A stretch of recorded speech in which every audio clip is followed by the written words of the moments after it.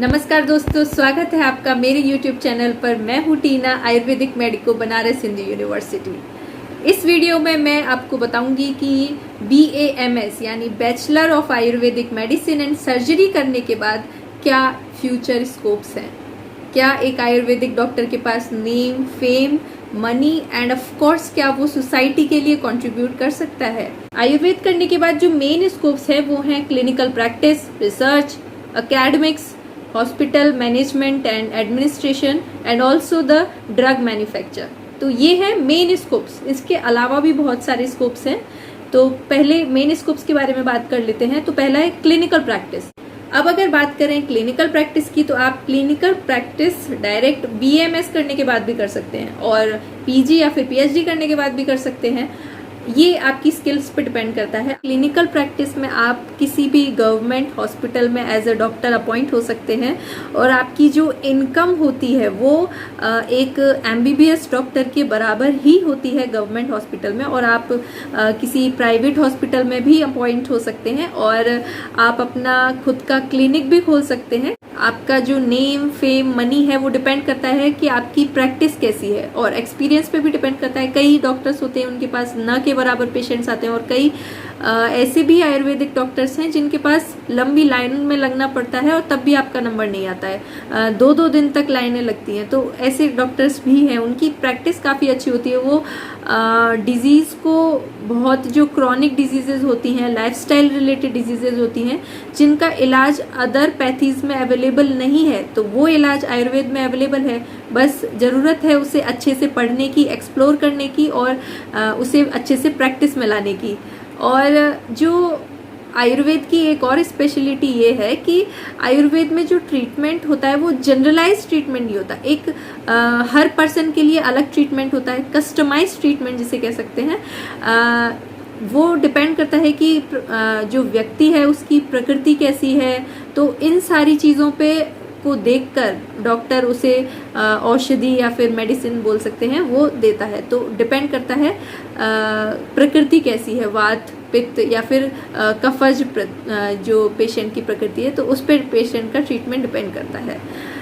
And उसके बाद हम अगर लें टीचिंग एरिया में, तो आप टीचिंग में प्रोफेसर, असिस्टेंट प्रोफेसर ये सब बन सकते हैं PG या फिर PhD करने के बाद में। और आप PG स्टूडेंट्स को कोचिंग भी प्रोवाइड करवा सकते हैं, क्योंकि अब धीरे धीरे कंपटीशन आयुर्वेद में भी बढ़ता जा रहा है। और उसके बाद आप अगर रिसर्च की बात करें तो ये एक ऐसा फील्ड है जो, क्योंकि आयुर्वेद में अभी तक इतना एक्सप्लोर नहीं किया गया आयुर्वेद को, उसके अंदर इतनी रिसर्च अभी तक हुई नहीं है। तो ये जो फील्ड है, रिसर्च का फील्ड है, ये अब धीरे धीरे इंक्रीज होगा और मल्टीपल टाइम्स इंक्रीज होगा। तो ये काफ़ी अच्छा फील्ड है। जैसे अभी प्राइवेट सेक्टर में देख सकते हैं, पतंजलि है, हिमालय है, तो इनके कई रिसर्च यूनिट्स हैं। और गवर्नमेंट सेक्टर में देखें तो जैसे कि ICMR है, Indian council of medical research है, CCRAS है, central council for research in Ayurvedic sciences है। और भी देख सकते हैं जैसे कि NBRI है, नेशनल बोटेनिकल रिसर्च इंस्टीट्यूट है, CDRI है, सेंट्रल ड्रग रिसर्च इंस्टीट्यूट है। तो ये सारे रिसर्च इंस्टीट्यूट्स रिसर्च करवाते हैं और काफ़ी अच्छा पैकेज आपको मिलता है रिसर्च के लिए। तो अगर आप कोई रिसर्च करते हैं तो वो आपके नाम पे पेटेंट भी हो जाता है। तो आयुर्वेद में रिसर्च का एक बहुत बड़ा स्कोप खुला हुआ है आपके सामने। तो फॉरेन में जाकर भी आप रिसर्च कर सकते हैं।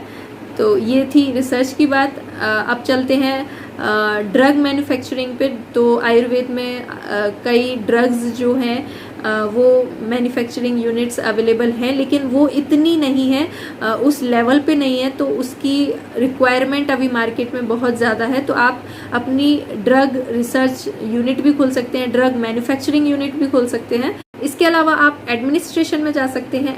BAMS करने के बाद MBA कर सकते हैं, master of business administration, MPH कर सकते हैं, मास्टर इन पब्लिक हेल्थ, और इसके बाद MHA कर सकते हैं, मास्टर इन हेल्थ एडमिनिस्ट्रेशन कर सकते हैं। तो ये एडमिनिस्ट्रेशन में भी काफ़ी अच्छे स्कोप्स आपके लिए अवेलेबल हैं।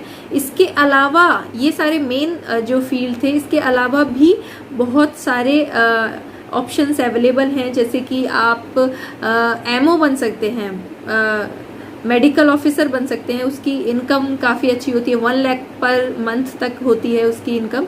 तो उसके लिए एग्ज़ाम्स जैसे कि ऑल इंडिया लेवल पे यूपीएससी होता है और बाकी स्टेट के भी एग्ज़ाम्स होते हैं, तो आप मेडिकल ऑफिसर भी बन सकते हैं। आयुर्वेद एक इंडियन मेडिसिन सिस्टम है, लेकिन फिर भी विदेशों में आयुर्वेद करने के बाद कई अपॉर्चुनिटीज़ अवेलेबल हैं। डे बाय डे आयुर्वेद की जो रेप्यूटेशन है वो इंक्रीज़ होती जा रही है। अपॉर्चुनिटीज़ देखी जाए तो जैसे कि आप एज अ डाइटिशियन काम कर सकते हो। आज के तारीख में एक डाइटिशियन की काफ़ी डिमांड है, क्योंकि जो लाइफस्टाइल रिलेटेड जो डिसऑर्डर्स होते हैं वो डाइट से रिलेटेड होते हैं और ये काफ़ी ज़्यादा लेवल पर इंक्रीज़ होते जा रहे हैं। तो विदेशों में भी और देश में भी डाइटिशियंस की डिमांड है और ये धीरे धीरे इंक्रीज़ होती जा रही है। तो as a dietitian, as a therapist काम कर सकते हैं। जैसे पंचकर्म की भी डिमांड इंक्रीज होती जा रही है डे बाय डे, तो ये भी एक इमर्जिंग फील्ड है पंचकर्म। जैसे कि केरला में काफ़ी अच्छा पंचकर्म के इंस्टीट्यूट्स हैं, तो विदेशों में भी आप पंचकर्म का इंस्टीट्यूट खोल सकते हैं, पंचकर्म का क्लिनिक खोल सकते हैं। तो एज अ थेरेपिस्ट भी आप काम कर सकते हैं। और माननीय प्रधानमंत्री जी काफ़ी अच्छा प्रचार कर रहे हैं, प्रसार कर रहे हैं आयुर्वेद का, विदेशों में टाई अप्स कर रहे हैं कई सारे। तो धीरे धीरे अपॉर्चुनिटीज़ इंक्रीज ही होंगी। अब्रॉड में भी आयुर्वेद को धीरे धीरे अपनाया जाएगा और अब अपनाया भी जा रहा है। आयुर्वेद को एक आशा की निगाहों से देखा जा रहा है कि जो लाइफस्टाइल रिलेटेड क्रॉनिक जो डिजीज़ेज़ हैं उनका इलाज आयुर्वेद में अवेलेबल होगा। तो आयुर्वेद में साइड इफ़ेक्ट्स बोला जाता है कि बिल्कुल नहीं होते, ऐसा नहीं है। जो चीज़ इफ़ेक्टिव है उसके साइड इफ़ेक्ट्स तो होते ही हैं। तो आयुर्वेद में साइड इफ़ेक्ट्स हैं लेकिन बहुत कम है। आयुर्वेद में अदर स्कोप्स भी हैं, जैसे कि मेडिकल जर्नलिज्म है, फार्मासिस्ट बन सकते हैं, जूनियर क्लिनिकल ट्रायल कोऑर्डिनेटर बन सकते हैं, थेरेपिस्ट जैसे कि पंचकर्म, केरला में पंचकर्म काफ़ी अच्छे से होता है। कई विदेशी पेशेंट्स आते हैं और पंचकर्म का इलाज करवाते हैं। तो जब वर्ल्ड आयुर्वेद को अपना रहा है तो हम क्यों पीछे रहें।